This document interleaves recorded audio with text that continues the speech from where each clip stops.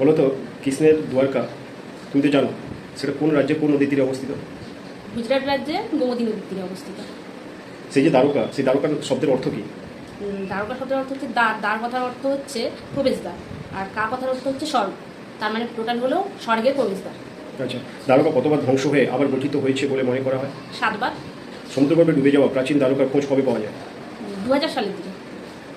দ্বারকা ও দ্বারকাধীশ মন্দির কত ফুট উঁচু? প্রায় 69 ফুট। দ্বারকাধীশ মন্দিরে মোট কতটি ধাপ রয়েছে? মোট 56টি। দ্বারকাধীশ মন্দিরে পতাকায় কি প্রতীক থাকে? কৃষ্ণের সুদর্শন চক্র। দ্বারকা হিন্দুদের কোন মহাকাব্যের সঙ্গে সম্পর্কযুক্ত?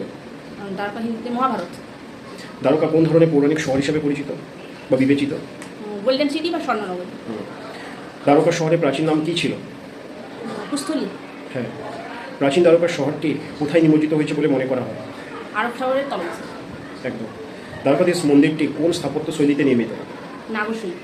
আচ্ছা আচ্ছা, শেষ প্রশ্ন বলো তো, দ্বারকা ও বেদ্বারকার মধ্যে সম্পর্ক বা পার্থক্য কী?